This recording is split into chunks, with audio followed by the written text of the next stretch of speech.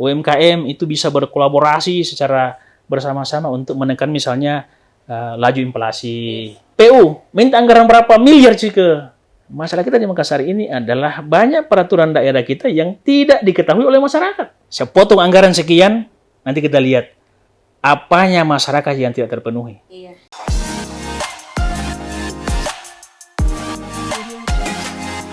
Hai Sobat Geli Studio, selamat datang kembali di program Parlemen Cuap-Cuap. Hari ini ada DC dan senang sekali rasanya saya akan ngobrol-ngobrol, bincang-bincang bersama salah satu anggota DPRD Kota Makassar. Ada Bapak Hartono, halo. Bapak apa kabar? Alhamdulillah baik. Alhamdulillah baik ya. Alhamdulillah. Gimana Makassar, Pak? Nyaman. Nyaman ya Pak ya. Macetnya di mana-mana. Macetnya di mana-mana. Coba Pak kasih 3 kata untuk menggambarkan kondisi Makassar saat ini. Coba. Apa ya? Makassar. Macet. Macet. Tidak teratur. Tidak teratur. Banyak sampah. Banyak sampah. Itu berarti menurut Pak Hartono ya. Untuk Kota Makassar saat ini, kayak gitu. Pak Hartono ini mungkin sedikit saya kasih tahu untuk teman-teman. Jadi Pak Hartono SEMSI, betul ya Pak? Betul. Dari fraksi PKS. Kemarin dapilnya itu Kota Makassar 4, Panakukang, Manggala. Itu kebetulan daerah saya Pak. Oh.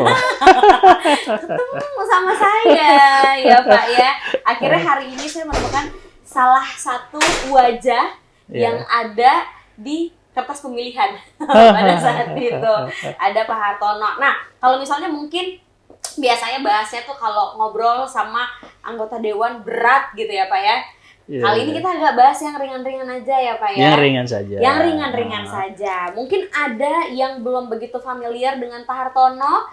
Kita hari ini akan ngebahas sedikit perjalanan Pak Hartono. Karena kalau misalnya tadi kita agak sedikit ngobrol ya Pak ya, Pak Hartono ini ternyata bahkan tidak pernah kepikiran untuk menjadi seorang anggota dewan sebelumnya Pak ya.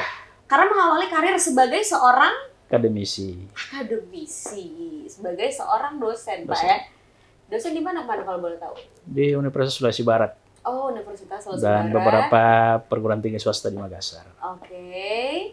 Terus habis itu Bapak juga sebagai seorang pengusaha juga ya Pak? Ya. Banyak sekali multitalenta ternyata teman-teman ya.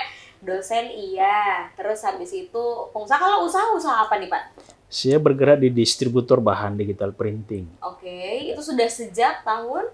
2017. 2017. Kalau jadi dosennya sejak tahun? Berapa ya? Dia di 2008 ya. 2008 itu saya masih sangat kecil teman-teman. Bapak sudah jadi dosen waktu itu. Tapi akhirnya dari dosen Pak, usaha juga iya. Terjun ke parpol, partai politik. Itu awalnya gimana sampai akhirnya Bapak kepikiran untuk yang kayak saya kayak terjun aja nih. Wah, udah gini. Kalau agak panjang ya, oke Pak, gimana? Saya mau agak panjang, Mai. Boleh. Yang disebut tadi itu ada yang terpotong sebetulnya. Saya ini dari anak kampung. Saya dari kampung. Saya dari Andrekang, lahir dari keluarga petani. Yang kira-kira di tahun 80-an itu saya tidak pernah membayangkan akan ada di kota ini. Nah, dengan kondisi ekonomi yang waktu itu kita sebagian petani pastilah susah. Betul. Tapi kemudian dengan semangat yang luar biasa sebagai anak kampung, sekolah, tamat SD, SMP, SMA, saya ternyata termasuk yang kira-kira beruntung. Dapat panggilan bebas tes, masuk Unhas. Itu titik awal yang betul-betul memacu semangat saya. Kemudian kuliah 1-4 tahun. Setelah itu langsung ambil S2, 2 tahun ya selesai. Setelah itu diajak teman-teman bergabung di Universitas Sulawesi Barat sebagai dosen. Disitulah saya berproses yang awalnya itu kampus swasta, kemudian menjadi negeri, Oke. dan setelah negeri saya sudah siap-siap untuk memang mau pindah ke Makassar karena keluarga semua di Makassar. Oke. Cuma ternyata prosesnya tidak mudah. Betul. Pindah ke Makassar, saya ngajar beberapa universitas di Makassar ini, sambil waktu itu sudah berpikir untuk bagaimana masuk ke dunia usaha. Oke. Kebetulan istri saya itu punya pengalaman kerja di perusahaan yang bergerak di bidang penyedia bahan digital printing. Oke. Itu kita diskusi. Yang singkat cerita, oke bismillah kita masuk, kita mulai Pak, 2017 pasnya kita mulai. Saya fokus di situ, bantu manajemennya. Sebenarnya sudah teknis yang banyak terlibat di istri saya. Oke. Yang banyak terlibat. Secara konsep saya yang pandu, akhirnya berjalan baik.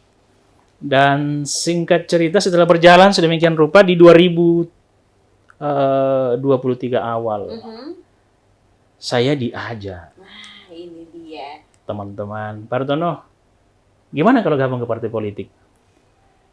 Saya waktu itu sampaikan ke keluarga mengatakan, untuk apa? Iya. Apa sih mau dicari di partai politik? Yang waktu itu kan orang sudah terlanjur banyak antipati dengan politik yang notabene segala masalah ada di situ. Iya, betul. Kerusakan ada di situ. Iya. Pokoknya barang yang hampir dikatakan haram lah, jangan dekat-dekat ke situ. Iya. Tetapi saya kemudian minta pendapat banyak orang, banyak tokoh, orang tua. Saya minta pendapat, dan ternyata hampir seluruhnya merekomendasikan, Adinda, Ananda, mungkin memang sudah waktunya masuk ke situ. Saya akhirnya bismillah menerima, oke, kita gabung ke partai politik. Cuma waktu itu saya lagi partai apa kira-kira? Iya. Kita mau di partai mana? Betul, bingung ya Pak ya? Karena baru mau memulai juga baru mau kan? memulai. Betul. Mau di partai mana? Saya diajak beberapa partai politik. Oke. Yang tidak perlu saya sebut. Oke, baik. Diajak. Waktu itu saya bilang begini, saya mau partai politik ini adalah kendaraan saya untuk tidak lagi hanya untuk urusan dunia, tapi saya sudah harus juga fokus pada urusan akhirat saya. Betul, Pak. Kira-kira bayangannya saya mau partai yang di situ saya bisa urus dunia saya dan saya bisa melakukan kewajiban saya untuk ibadah saya yang orang bahasakan berdakwah di jalur itu. Timbang demi timbang ketemu dengan teman-teman PKS. Diskusi panjang, ketemu. Saya bilang bismillah. Saya bergabung dan saya bilang saya bergabung dan sekaligus kelihatannya tidak sekedar mau bergabung. Kalau diizinkan mau mencalonkan diri sekalian. Wow. Dan kebetulan memang diajak. Iya. Memang dimaksudkan untuk diajak berkontestasi. Saya bismillah kita berkontestasi. Waktu itu keluarga sudah tahu. Ternyata saya sudah bergabung ke partai politik dan akan maju sebagai salah satu calon legislatif. Istri saya bilang, Pak, sudah hitung semua? Saya bilang, bismillah. Saya setelah menyatakan bergabung ke partai politik ke PKS ini, dan kemudian bulat untuk maju sebagai kontestan, saya tidak tahu karena keyakinan saya begitu kuat. Bahwa ini jalan hidup saya dan 50 kursi DPRD Kota Makassar, insya Allah 1 kursi saya di situ. Amin. Saya tidak tahu dari mana keyakinan itu begitu kuat. Suatu waktu saya sedang di mobil sama ibu istri saya. Dia bilang, Pak, kenapa keyakinan itu begitu kuat bahwa akan terpilih? Saya bilang begini. Saya 5 tahun terakhir waktu itu. 5 tahun terakhir ini saya sudah berupaya dengan jangkauan tangan saya semampu saya itu bisa melakukan kewajiban saya kepada sesama. Betul. Agama ini mengajarkan kepada kita, Nabi mengatakan khairun nas anfa'uhum linnas. Sebaik-baik manusia itu adalah yang paling banyak berguna bagi sesamanya manusia. Betul. Itulah orang yang paling baik. Saya bilang, saya selama ini dengan kemampuan jangkauan tangan saya sudah berusaha melakukan itu. Dan itu lillahi ta'ala. Tidak ada embel-embel politik, tidak target apapun. Sama itu kewajiban saya. Dan saya ke politik ini salah satu motivasinya adalah saya ingin memperpanjang jangkauan ini. Kalau hanya seorang Hartono kan berapa? Siapa sih Hartono?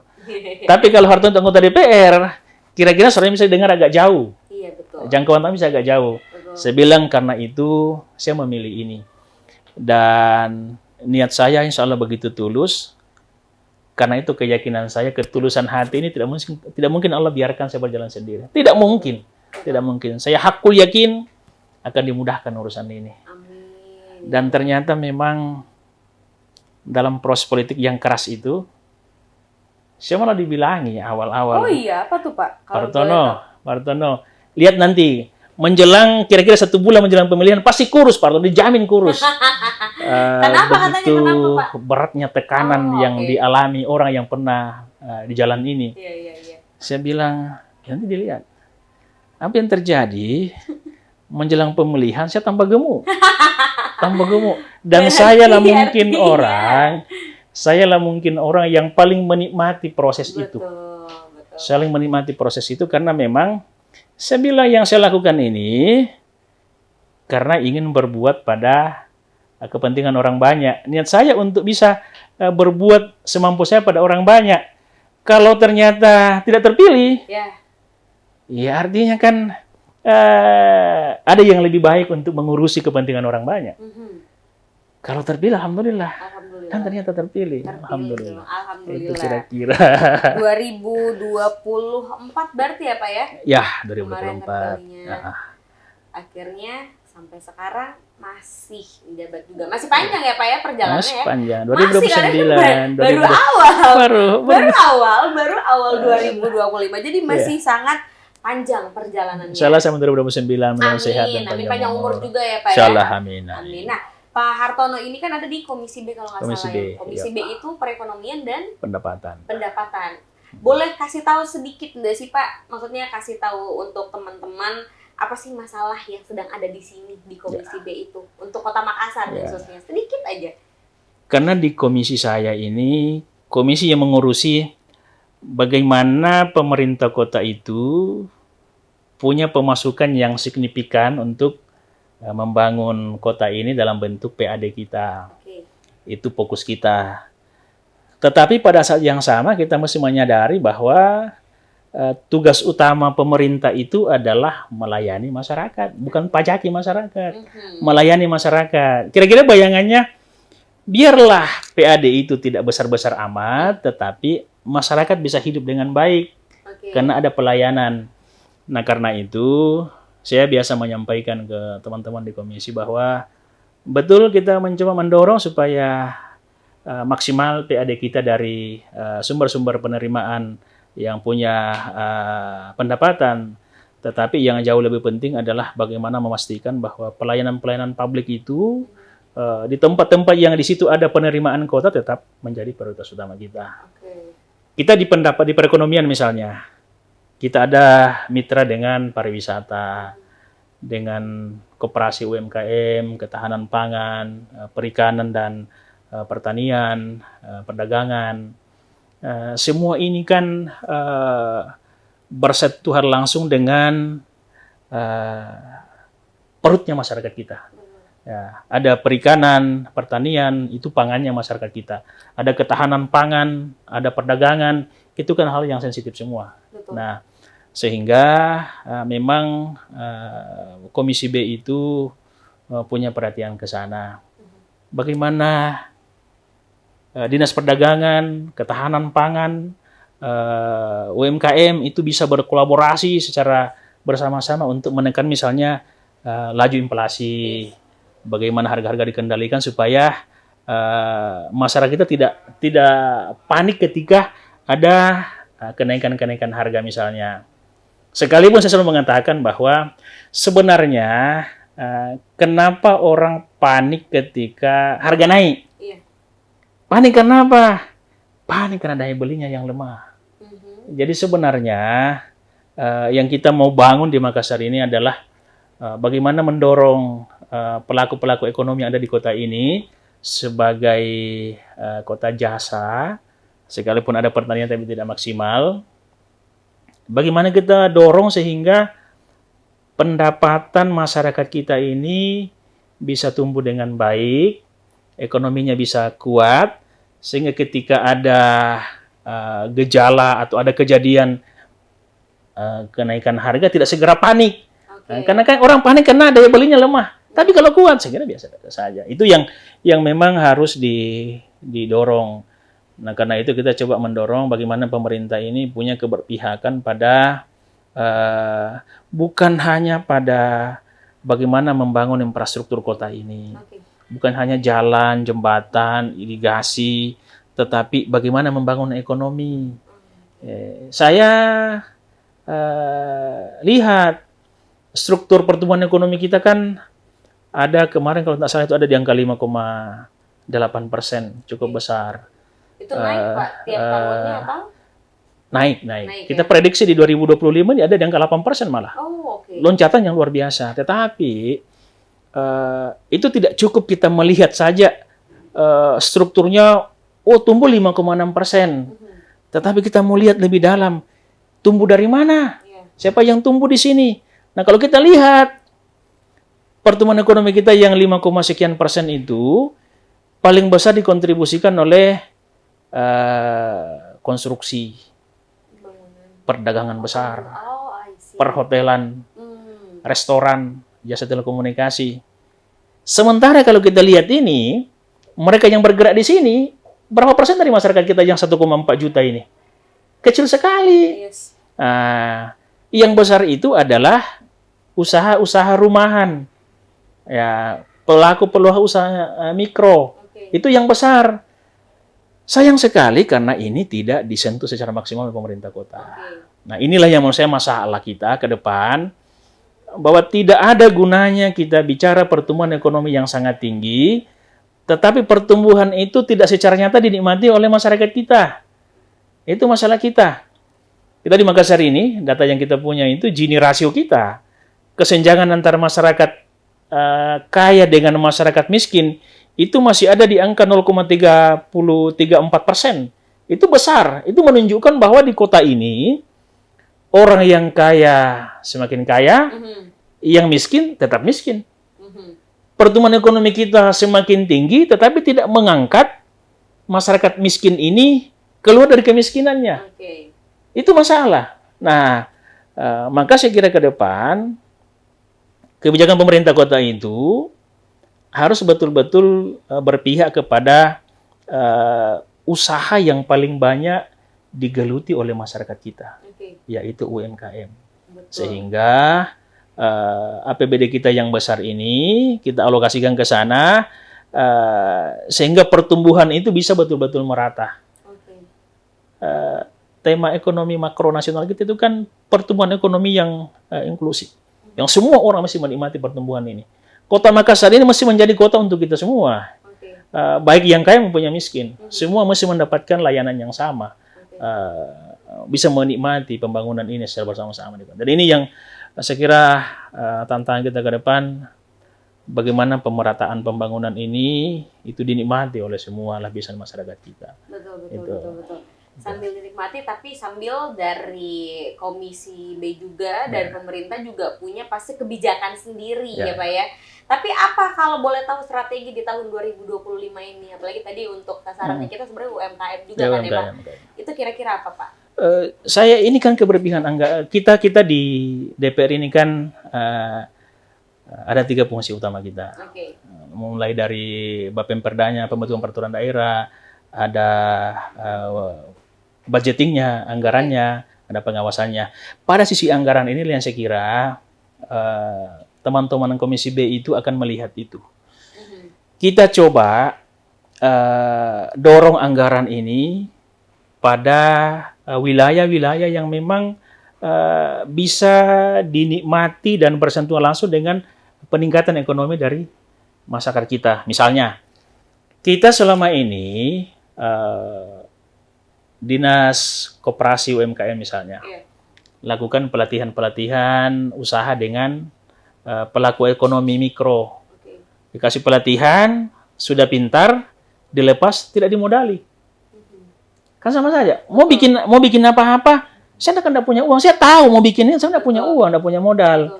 Maka upaya Dinas UMKM itu disambungkan ke pihak perbankan, tapi kan tidak mudah. Tidak mudah mendapatkan akses itu. Nah, saya tanya, kenapa tidak dikasih bantuan modal? Oh susah Pak, ini kadang berurusan dengan APH. Bagi saya, kenapa bermasalah? Mungkin pendampingannya saja. Saya tetap percaya bahwa kalau masyarakat ini kita kasih pelatihan dengan baik, kemudian kita dampingi dengan mungkin modal bergulir, dikasih pendampingan, saya kira itu solusi. Itu solusi. Nah, kami di Komisi B berupaya mendorong itu, karena saya selalu mengatakan begini, anggaran kita yang kita gunakan di Makassar ini, katakan misalnya begini, saya suatu waktu itu di rapat Banggar, ada dinas tenaga kerja waktu itu datang, mengeluh, anggaran kami kecil sekali Pak. Saya tanya, apa masalahnya di dinas tenaga kerja? Kami punya angkatan kerja sekian Pak. Ada sekian orang yang cari kerja. Saya berapa? 5.000 orang yang cari kerja hari ini. Saya bilang kalau kita mau jujur, maka solusinya harusnya begini. Cara berpikir anggaran kita harusnya, kalau misalnya ada orang menganggur 5.000, maka pertanyaannya, butuh anggaran berapa di dinas itu supaya orang ini punya akses ke dunia kerja. Ya, sama di PU misalnya. PU minta anggaran berapa miliar sih ke Dewan. Sekian miliar, kamu bangun jalan berapa kilometer, sekian ratus kilometer. Pertanyaannya, kalau kau bangun jalan sekian kilometer, kira-kira efek pada pertumbuhan ekonominya, pada kesejahteraan masyarakat itu berapa? Itu namanya menghitung anggaran secara berkinerja. Kita punya APBD misalnya kemarin 5,7, dikoreksi ke 5,2 triliun. Anggaran itu begitu banyak yang kita gunakan. Tapi pertanyaannya, apakah anggaran yang bisa kita belanjakan itu bisa tidak menyerap tenaga kerja? Ada tidak dengan penggunaan uang yang begitu banyak, itu mengurangi pengangguran tidak itu? Apakah orang kerja dengan anggaran yang besar itu? Apakah ketika pertumbuhan ekonomi meningkat ini bisa mengurangi pengangguran? Ternyata kan tidak. Ternyata tidak. Itulah masalah yang bagi saya harus betul-betul dibedah di dalam proses penganggaran kita di DPR ini, sehingga anggaran itu kita sekarang ini masih pada posisi dinas itu dianggap berkinerja bagus kalau habis anggarannya. Berapa serapannya? 90% luar biasa. Kita belum bertanya, kau habiskan, kau serap anggaran 90%, apa hasilnya? Apa hasilnya dari kau belanja itu? Kita belum sampai di sana, baru bangga kalau habis uangku. Kan kita harus bertanya, habis uangmu kau dapat apa? Masyarakat dapat apa? Ini yang hari ini saya belum melihat secara maksimal bisa kita capai. Ke depan saya kira model-model berpikir seperti itu itu yang kita dorong sehingga anggaran yang besar kita itu betul-betul menyelesaikan masalah. Menyelesaikan masalah. Kira-kira begitu. Tapi apakah gara-gara ini menurut Pak Hartono, that's why di Indonesia ada tuh orang kan lagi bahas soal efisiensi anggaran, Pak.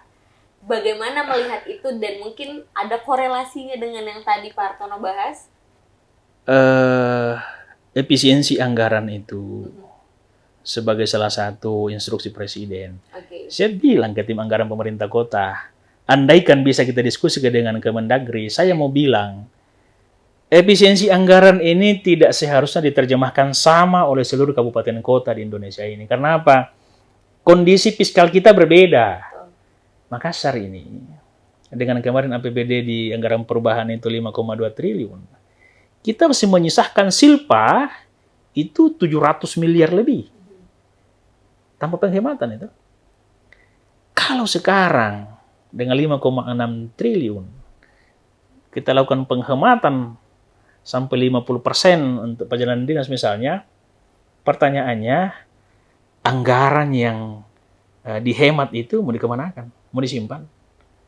Kalau kita simpan itu, sama dengan kita menahan pertumbuhan ekonomi kita. Saya berani mengatakan kalau ini dijalankan secara ketat efisiensi ini, kira-kira pertumbuhan yang kita kejar 8% itu, saya khawatir 5 pun susah.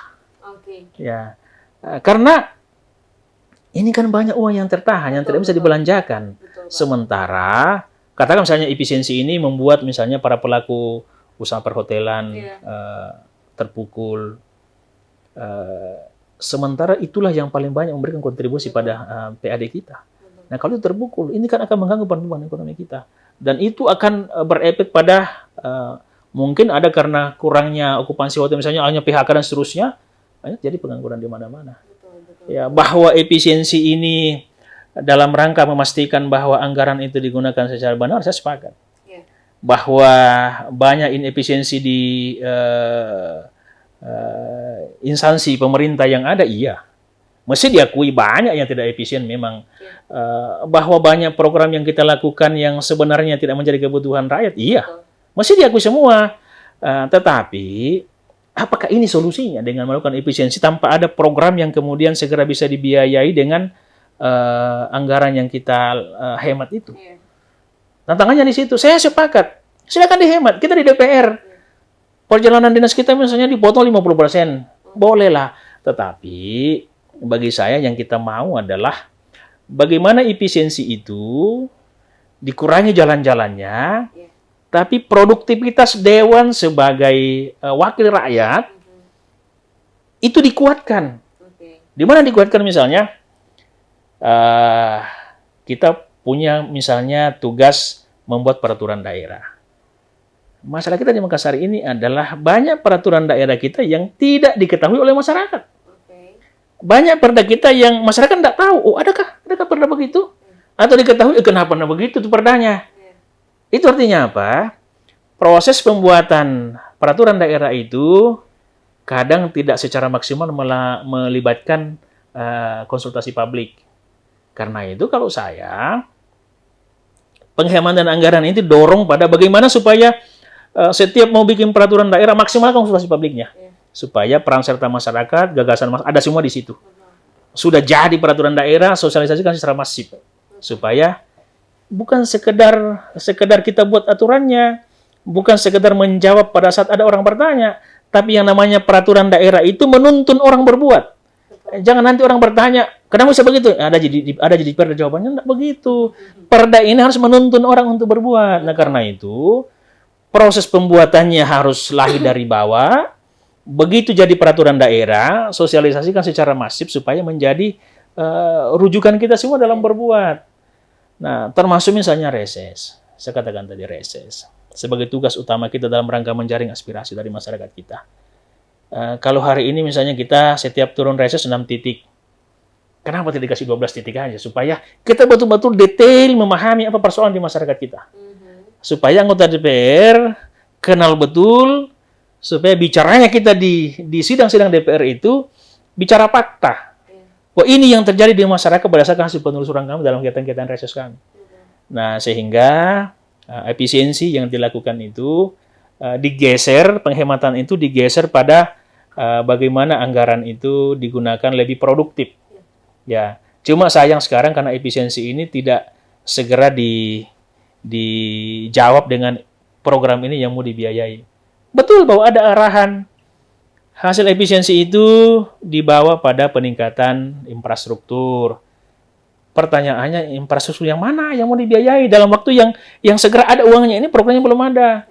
Yang sudah ada saja programnya, begitu mau jalan, kadang kan ada yang tidak bisa dieksekusi. Betul. Karena efisiensi ini. Karena efisiensi ini. Nah, ini yang saya kira menjadi memang tanggung jawab dan harus menjadi perhatian bersama bahwa efisiensi oke, tetapi efisiensi ini jangan sampai menghambat pertumbuhan ekonomi. Efisiensi ini jangan sampai ada kepentingan masyarakat yang kemudian tidak terpenuhi. Nah, ini yang kita pada intinya kita ingin anggaran kita berkinerja. Betul. Berapapun anggaran kita ini, kita ingin gunakan betul-betul bagi kepentingan masyarakat kita. Sehingga ada outcomes yang bisa dihitung bahwa ini loh, kita gunakan anggaran sekian, hasilnya sekian. Betul. Ya, pada saat misalnya APBD kita meningkat, maka kan ukuran-ukuran yang paling sederhana, APBD kita meningkat, pertumbuhan ekonominya bagus. Pertumbuhan ekonomi bagus, itu artinya pengangguran kita berkurang, masyarakat miskin kita berkurang, pendapatan per kapita masyarakat kita kan berkurang, harus terus meningkat. Gini rasio kita, kesenjangan kita semakin kita kecilkan. Itu kan semua ukuran-ukurannya. Indeks pembangunan manusia kita semakin meningkat. Itu kan ukuran-ukurannya. Nah, kalau hanya APBD-nya yang meningkat, pertumbuhannya tidak, atau pertumbuhannya iya, tapi penganggurannya tidak menurun, kemiskinannya tidak menurun, pendapatan per kapita juga tidak naik-naik, kesenjangan masih melebar, untuk apa? Iya. Itu kan masalah semua. Gitu. Jadi, tapi yang mudah-mudahan ya Pak, maksudnya meskipun efisiensi ini ada dan mungkin beberapa tidak setuju juga ya, mungkin untuk beberapa sektor kayak ya akhirnya yang tadi Bapak bilang akan ada penghambatan, ya kan ya Pak, gara-gara si efisiensi itu. Tapi mudah-mudahan dengan adanya rekan-rekan atau bapak-bapak anggota DPRD khususnya juga di Kota Makassar ini bisa benar-benar mewakili suara-suara kita ya Pak ya, untuk mungkin di Jakarta sana ya Pak ya, dan di KN sana, dan juga pastinya bisa menjalankan tugas-tugasnya semua dengan baik, meskipun ya pasti banyak lah ya Pak huru-hara di luar sana mengenai efisiensi ini, kayak apa sih Makassar kayak gini-gini gara-gara efisiensi pasti kayak gini, banyak ya Pak pasti di luar sana denger yang kayak gitu ya Pak, kayak aduh saya capek dengernya gitu. Kira-kira iya. Ini boleh jadi eksperimen Betul. yang berani dari pemerintahan Iya. Prabowo. Kan akan dilihat nanti. Betul. Saya potong anggaran sekian, nanti kita lihat apanya masyarakat yang tidak terpenuhi. Iya. Kalau ternyata nanti efisiensi ini, toh ternyata tidak ada kebutuhan masyarakat yang hilang, yang tidak terpenuhi, berarti memang lemak dari anggaran kita terlalu besar. Okay. Saya juga termasuk menduga ada banyak anggaran-anggaran yang memang tidak efisien di instansi kita, yang sekalipun mungkin ini memang cukup ekstrim lah, gaya presiden kita yang baru ini, tetapi saya kira itu minimal mengirim sinyal kepada setiap orang. Betul. Bahwa jangan memain dengan anggaran. Anggaran ini milik rakyat. Kembalikan ke rakyat secara berkinerja. Betul. Dan tugas kami tentu ada di situ. Betul. Bagaimana memastikan dalam proses anggaran di DPR ini, kita pastikan bahwa bukan sekedar kita sebut angka demi angka. Saya selalu bilang sama teman-teman SKPD yang datang, saya bilang, Pak Kadis, Ibu Kadis, Bapak Ibu datang ke sini, jangan datang sekedar sebut, kamu mau anggaran sekian, tapi saya mau datang, sampaikan, dinas saya kondisinya sekarang begini. Ini masalah di dinas saya. Untuk menyelesaikan ini saya butuh anggaran sekian. Dan kalau saya dikasih anggaran sekian, di 2025 ujung nanti saya kasih hasil sekian. Itu baru benar, supaya kita juga di DPR memberikan persetujuan nilai-nilai anggaran itu bukan pertimbangan suka tidak suka, tetapi pertimbangan program, kebutuhan rakyat, dan target yang ingin dicapai. Kuantitas kualitasnya kelihatan. Itu yang harus Betul. Nah, cuma kan memang segera butuh proses memang. Tidak memang serta-merta. Tapi bagi saya ini titik awal yang baik untuk betul-betul kita menjadikan anggaran ini sebagai sesuatu yang harus menjadi perhatian kita. Kita kulit-kulitilah supaya kalau memang terlalu banyak lemaknya, buanglah itu lemaknya supaya ini bisa berkinerja baik di seluruh lapisan masyarakat kita. Betul, amin. Jadi mudah-mudahan 1-2 tahun ini kelihatan ya Pak saya sih berharap baru. Jadi mungkin orang-orang pada kaget juga dengan efisiensi ini. Tapi mudah-mudahan 1-2 tahun ke depan bisa kelihatan hasilnya. Jadi mudah-mudahan teman-teman juga yang lagi nonton channel ini mudah-mudahan agak sedikit terbuka juga gitu ya Pak ya. Mudah-mudahan sih juga menjawab pertanyaan orang-orang yang mungkin dari kemarin juga pada sebel sama yang namanya efisiensi itu. Karena teman-teman dan juga rekan-rekan atau bapak-bapak, ibu-ibu dari DPRD di kota masing-masing juga sebenarnya sedang berusaha dan berupaya ya Pak ya, untuk pastinya juga mengcover masyarakat yang ada di kotanya masing-masing, khususnya di Kota Makassar. Pak Hartono mungkin masih ada lagi yang ingin Kadang-kadang saya tanya begini, inti dari efisiensi ini adalah bagaimana anggaran itu berkinerja, tepat sasaran.